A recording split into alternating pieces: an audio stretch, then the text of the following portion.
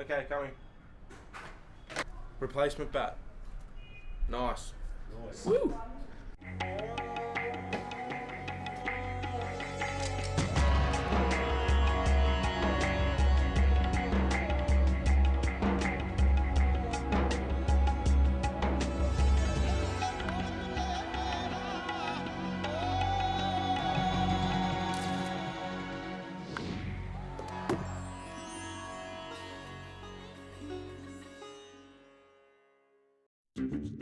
How you going, bunch?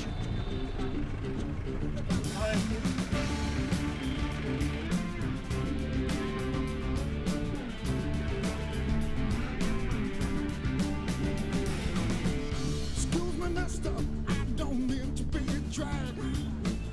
You left your dirty laundry lying in the bag.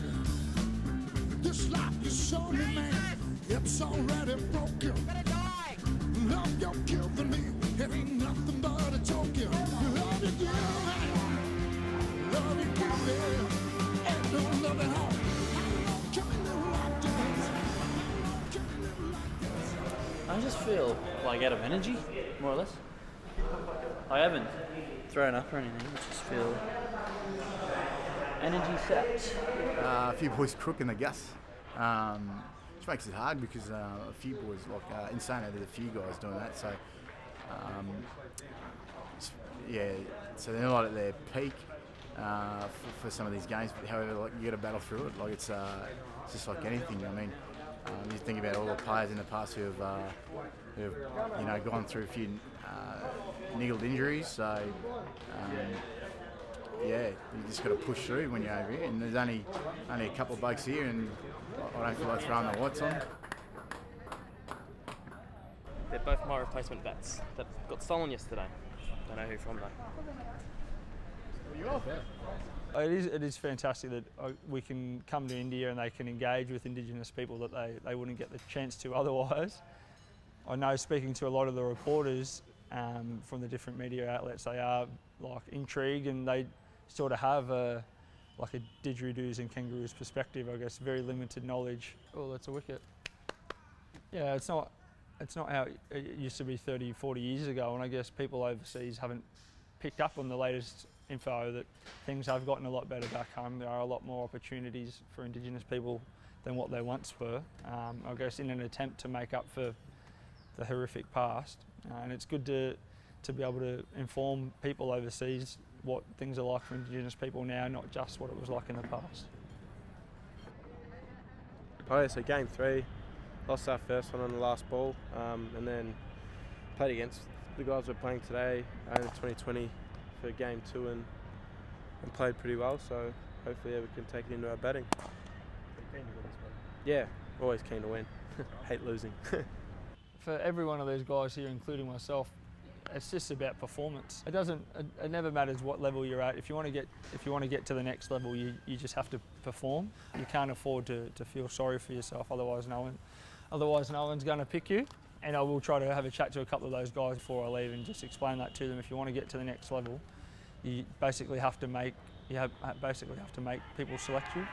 It would make sense if you told me 3 weeks ago that cricket would be a diplomatic tool for negotiations. Okay, I could see how that would be. Both countries love cricket, whatever. But now that we're here and seeing again the importance they place on it, I can definitely understand why I guess Australia can leverage that, and why India can also leverage it the other way. Fielding was pretty good. And then yeah, the batting was also very good. So another tick, another good win. We have been invited as a group to a local cultural festival where there'll be some dancing. But only one thing is there, that they'll not get beer. No, nobody is going to drink anything.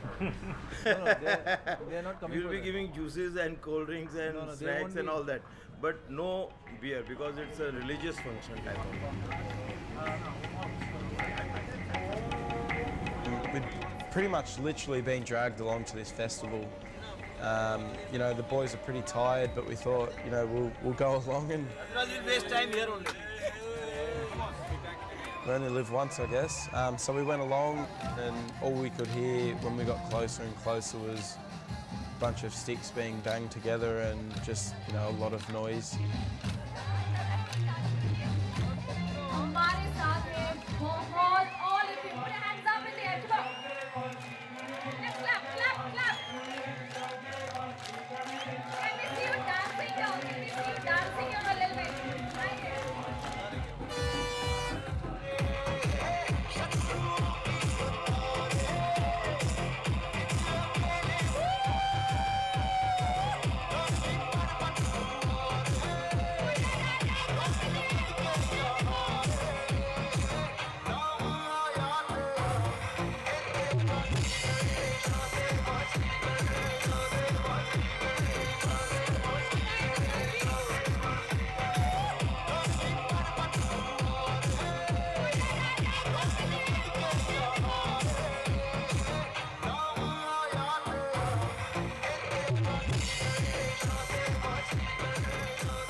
At the time, we were a bit unsure about getting out of the bus and going on into the festival, but we gained up all our courage that we had, and we exited that bus.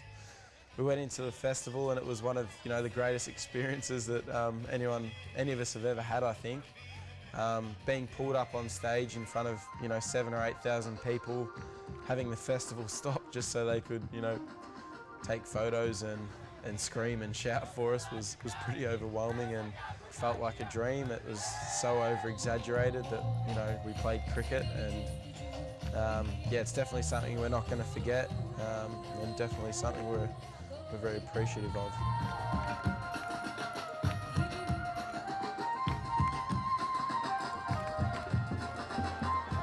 I love to dance a lot. So in Mumbai you can say there is no reason you require to dance or to sing. Even if it's a birthday you can sing or dance. Even if it's a religious thing you can sing and dance. It's like that.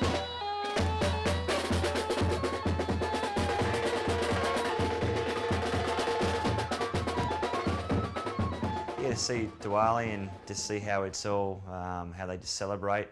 There's a lot of throwing around of different types of powders and face painting, all that type of stuff. And we as foreigners in their country have to earn and learn to embrace that. I've certainly done that, just to embrace the culture, and that they've got like a lot of different beliefs to what Australians have. And yeah, when you're in the country and you can see so many different aspects of the way that they live, I call it organised chaos.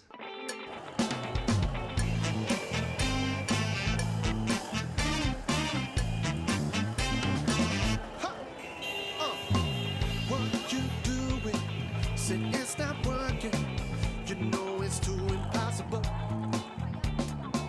Girl, stop fronting, 'cause I'm not wanting the things that you are getting to. Hey, get back! What you trying to do? Push back before you make a move. Hey, get back! What you trying to do? I ain't in love with you. A couple of times I've crossed the road. I started waiting for the break in the traffic, and I could see other people just walking across. And what the traffic does is just drive around you. They don't want to hit you. No, that's right. Whereas in Australia, I think they actually want to hit you. That's right. Speed up. Whack! Just because they could. All right. All right, let's go in. Head on in. We're fortunate enough to meet a few Australians over there that were doing some great things. They gave me the opportunity to come to their college for disadvantaged youth, where they're trying to give them the tools that they require to go out into the workforce, whether it be in retail, with a trade, just to earn some cash and get them by.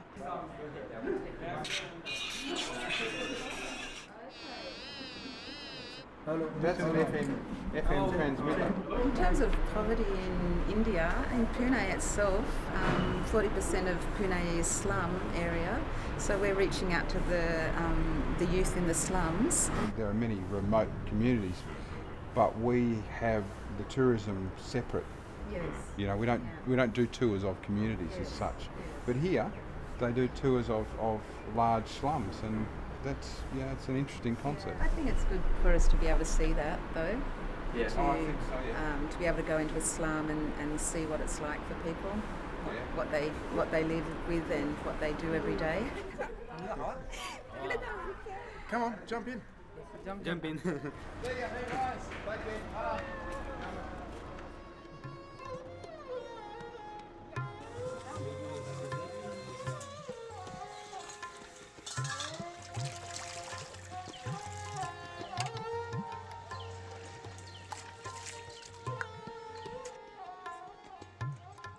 I guess seeing the slums over in India and to seeing what they go through, and as we've spoken about, walking outside, your hotel room where you've got luxury in one door, and then you walk out and then you've got the slums. And I've been down to the slums. I've been down to all the places there where the kids don't have anything. They're all rag pickers.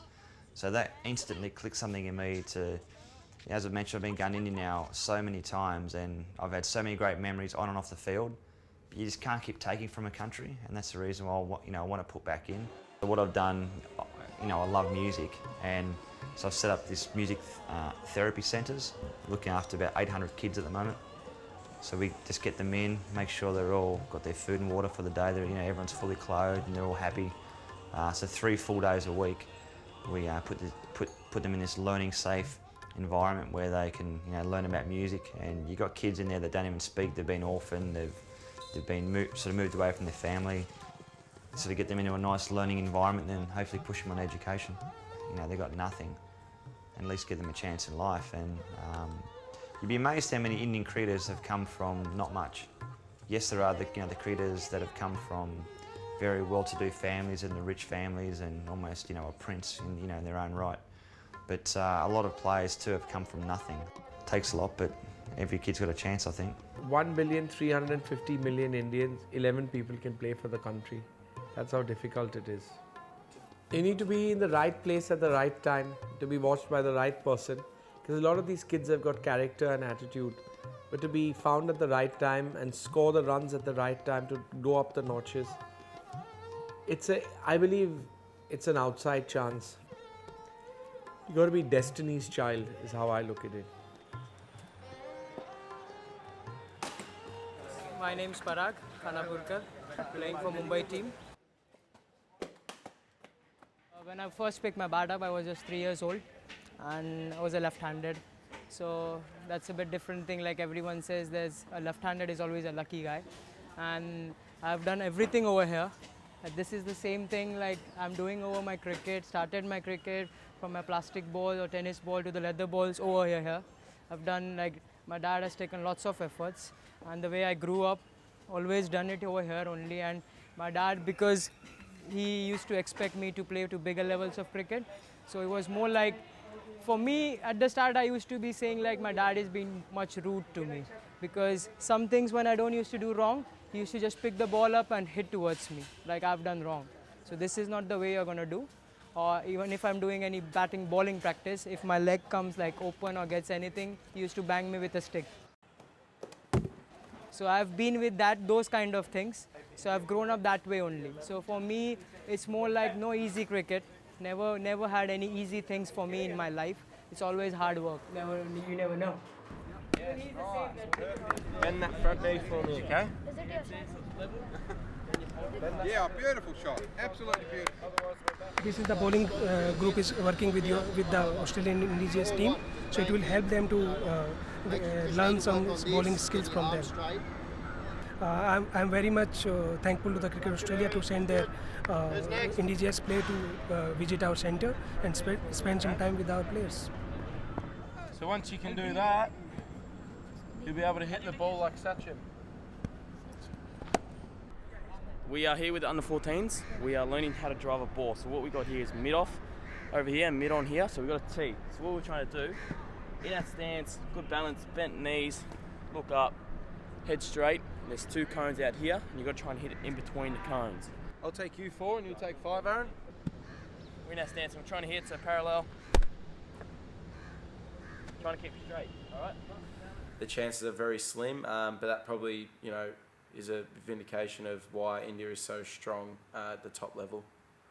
But it's also very interesting to know how many Sachin Tendulkars are out there that haven't made it to the top level. When I'm playing cricket, I always believe in God and always believe in myself.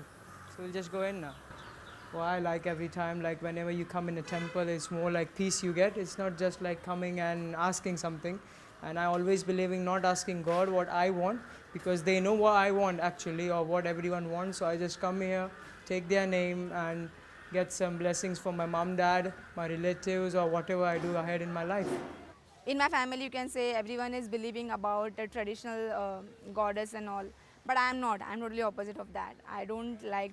I'm like, okay, what I will create my destiny of my own, rather than asking to someone else. Unless I will do my hard work, I will not gain anything. Just by sitting and just by praying, it doesn't mean that I will get everything.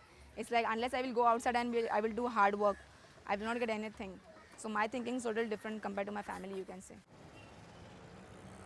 There's a cricketer who is a very good friend of mine. He's a wicket-keeper batsman, and he stays in a house which is very small, and there are more like 5 or 6 members staying in house. But he's not like disagreeing with God that why have you given me this life. He's happy with whatever he has. So that's what I think, like, rather than disgracing every time to God or to the luck, whatever they say, that every time I should get better than this. It's better that what you have and focus on that, and that's what he does.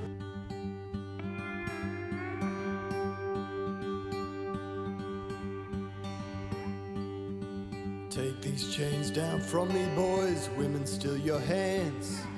Let your song be given voice. Let the song demand.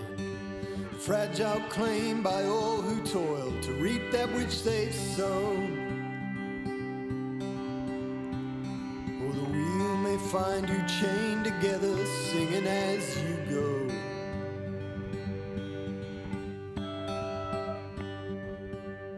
Interesting journey. Bus drive at a lead foot. Some great scenery. Clearly the smog you can see coming down off the plateau was quite substantial, and interesting the drive into Mumbai and I suppose the conditions in which people live along the main highway was very distressing in many regards. I suppose, you know, in a city of more than 16 million people, you're going to have areas where there are, you know, people living not only on dirt floors but on top of each other on dirt floors. So, yeah, well into the middle of the trip, and there's a couple of boys a little testy, but you know, I think by and large things are okay.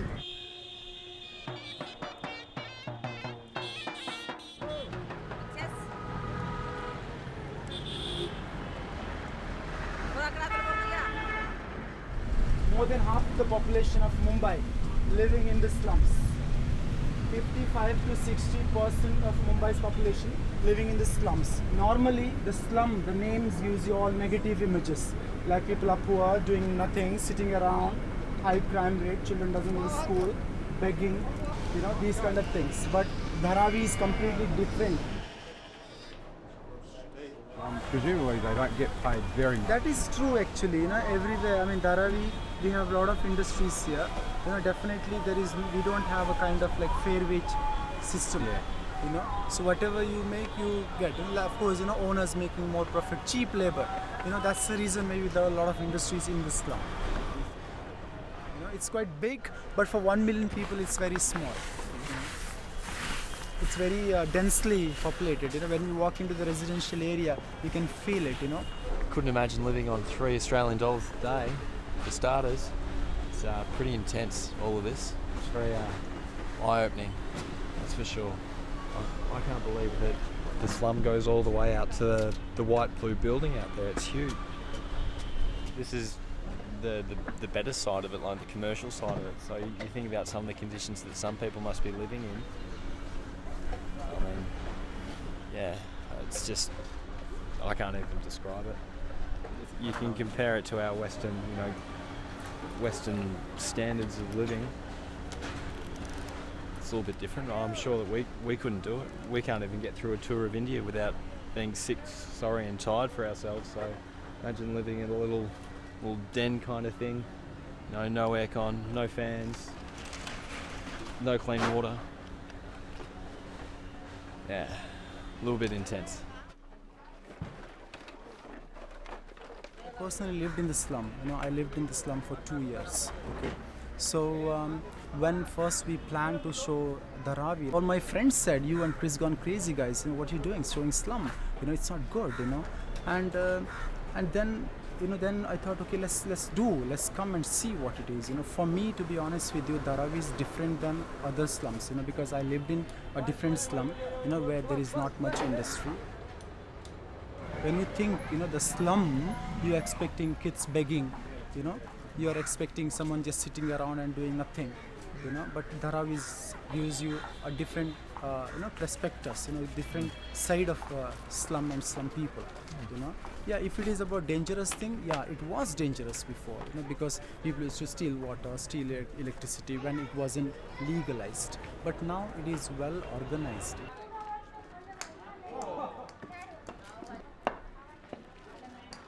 Oh! Can't catch him. Butterfingers. Catch. Oh! That's a shot. Catch his little brother. They're everywhere. Oh! Catch! Oh!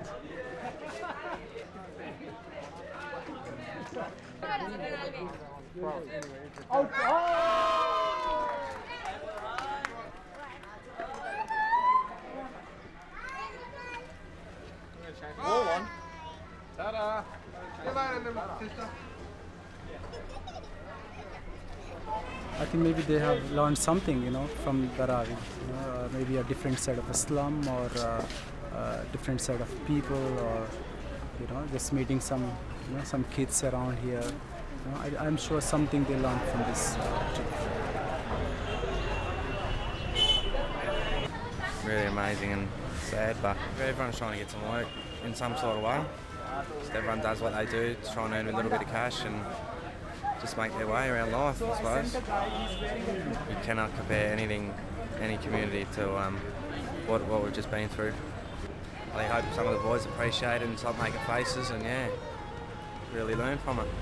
People have a wrong thinking about that it's a slum area.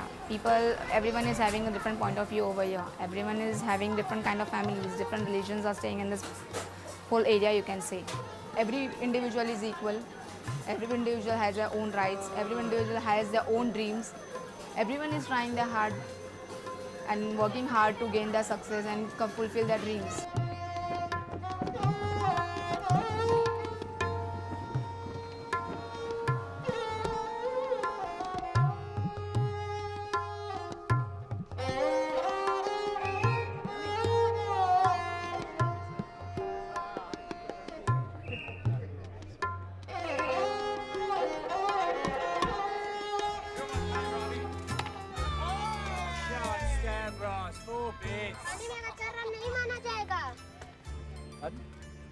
It's only 2 runs if you get it in the river. Chili, what are you doing here? Dad's here, and I've always wanted to see Varanasi. It's a long way from the banks of the Yarra, huh? Give it your best shot, Riley! Ah, shot! Stabosaurus! Vishnu, the god of cricket! You still love it, don't you? What? The cricket, the game and the boys. Oh, that's massive! Yeah. It's the best. The best. Mm-hmm. Now, unless you play, you wouldn't understand.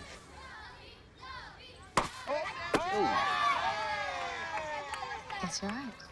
Red carpet. It was pretty flashy. Aussie film, so yeah, it was actually a great watch. I recommend it. It's the 2 MasterChef guys, George and Gary. So they're just actually, if you look over my left shoulder, you'll see that a head, a bald head. And there is just over my left one, just here. But yeah, there's also, you know, a few Bollywood stars and whatnot getting around. So and then obviously the Australian cricket boys, the Indigenous tour, which is great. Yeah, do it. Star power. Well, hang on, no, more importantly, George and I are going to step out. Just just 1 second. Hang on. Right. You go in there with the words. Wow. This is really there you go. You asked me about my cricket skills. And cricket abilities. From what we saw, yeah, you tell me. Pretty sensational. Yeah, sensational. Stavros was the man. He was the man. Thank you. Man. Thank you. Well, you see, if you're going to in-house out, I have to play the Australian captain. That's true. Now, if you're going to take that guy You better know a little bit about cricket, you must. So I had 2 months of intense training, getting my eye in, the posture, and maybe it's paid off. Do you have any other upcoming roles? I do. I have a film called Besharam, which I'm going to start shooting next month. Beautiful. With an actor called Ranbir Kapoor. Yep. And do you know who that is? Or you just nodding and As smiling? you said, you go Nodding along and with it. smiling, Yeah, sorry. And a director called Abhinav Kashyap. Yeah. And the koala bear is going to make he has a walk-on appearance. The big drop there. Cameo. Cameo. What is this? Is this Bhangra? Going, he wants to teach you some dancing. That's what we're going to be doing in the movie. Can you do the hip shake? Did you learn anything from the dance in the film? I need to have some guts showing though. So, what are you doing here? Yes. I've had that accent before. What are you doing in Mumbai? Yeah, I'm from Australia and I just came to watch a film.